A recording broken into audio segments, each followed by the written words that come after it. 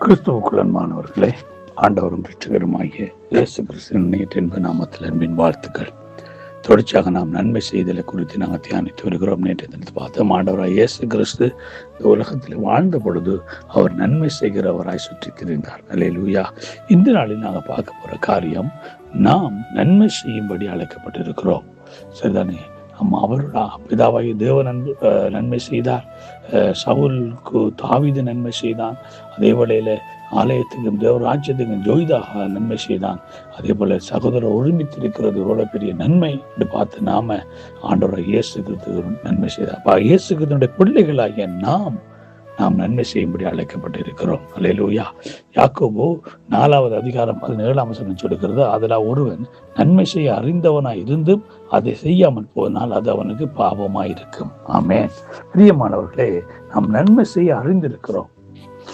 ஆண்டவராய் இயேசு கிறிஸ்து நன்மை செய்கிறவராய் சுற்றி திரிந்தார். அப்ப அவருடைய பிள்ளைகள் ஆகிய நாம் நன்மை செய்ய வேண்டும், புரட்சிகரமான நன்மை செய்ய வேண்டும் அழைக்கப்பட்டிருக்கிறோம். அப்ப நன்மை செய்யும்படி அழைக்கப்பட்ட நாம், நன்மை செய்ய அறிந்திருக்கிற நாம், அந்த நன்மை செய்யாத போகும் பொழுது அது பாவமாய் மாறும் நம்முடைய வாழ்க்கையிலே. ஆகவே நாம் அதை பற்றி பெரிதாக எடுத்துக் கொள்வதில்லை. ஆனால் நன்மை செய்யாமல் போவதும் பாவம் என்றது வேதம் உங்களுக்கு கற்றுக் கொடுக்கிறது. ஏனென்றா நாம் நன்மை செய்யும்படி அழைக்கப்பட்டவர்கள். யாருக்காக நன்மை செய்ய வேண்டும்? எல்லாருக்கும் நம்ம நன்மை செய்ய வேண்டும். நன்மை செய்தல் நம்ம என்ன செய்யக்கூடாது? சோர்ந்து போகக்கூடாது. கலாத்தியர் 6ஆம் அதிகாரம் 9வது வசனம் சொல்லுகிறது,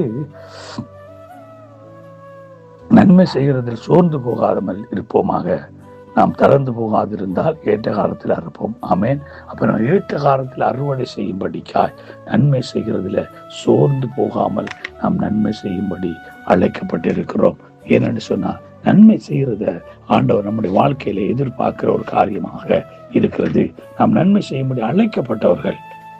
நாம் நன்மை செய்யாமல் இருக்க முடியாது. எபேசியர் 6வது அதிகாரம் 7வது 8வது வசனம் எங்களுக்கு இன்னும் ஒரு காரியத்தை கற்றுக் கொடுக்கிறார் ஆண்டவர். 7வது 8வது வசனத்துல, அடிமையானாலும் சரி சுயாதீனாலும் அவனவன் செய்கிற நன்மையின் படியே கர்த்தரிடத்தில் பலனை அடைவான் என்று அறிந்து மனுஷருக்கு என்று ஊழியம் செய்யாமல் கர்த்தருக்கு நல்மனதோடு.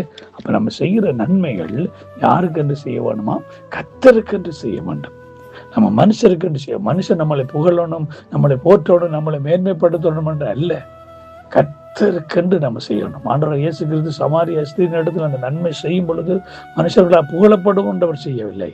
மாறாக அந்த சமாரியருக்கு இடையில ஒரு மாற்றம், விடுதலை வரணும் என்றதுக்காக இயேசு அந்த காரியத்தை செய்தார். அல்லேலூயா. அது ஆகவே பிரியமானவர்களே, நாம் நன்மை செய்ய வேண்டியவர்கள் அழைக்கப்பட்டிருக்கிறோம். லூக்கா 12வது அதிகாரம் 47வது வசனம் எங்களுக்கு இன்னொரு காரியம் சொல்றது, தன் எஜமானுடைய சித்தத்தை அறிந்தும் ஆயத்தமாக இராமலும் அவருடைய சித்தத்தின்படி செய்யாமலும் இருந்த ஊழியக்காரனே அநேக அடிகள் அடிக்கப்படுவான். அப்ப நம்ம என்ன செய்ய வேண்டும்? நமக்கு அறிந்திருக்கிறோம், ஆண்டவருடைய சித்தத்தை அறிந்திருக்கிறோம், அவர் நன்மை செய்யும்படி அழைக்கப்பட்டிருக்கிறார், நமக்கு தெரியும். நாம் நன்மை செய்ய வேண்டும் என்று அழைக்கப்பட்டவர்கள் என்று தெரியும். தெரிந்து நம்ம அவருடைய சித்தத்தை செய்யாமல் போனால் அது நமக்கு பாவம். அதனால நம்ம தண்டிக்கப்படுவோம். ஆகவே ஆண்டவருடைய தண்டனைக்குரியவர்களாக அல்ல, ஆண்டவர்களாக பாவம் செய்கிறவர்களாக அல்ல, நன்மை செய்ய அறிந்திருக்கிற நாம் நன்மை செய்வோம், திரளான நன்மை செய்வோம், புரட்சிகரமான நன்மை செய்வோம். நாம் நன்மை செய்யறதில் சோர்ந்து போகாமல் தைரியமா உற்சாகமா மனுஷருக்கென்று கர்த்தருக்கென்று செய்வோம். கர்த்தரை ஏற்ற நேரத்தில் எங்களுக்கு ஏற்ற அறுவடையை கொடுத்து நம்மளை ஆசீர்வதிப்பார். கர்த்தர் நம்மளை ஒவ்வொரு ஆசீர்வாதத்தை நடத்துவாராக. God bless you.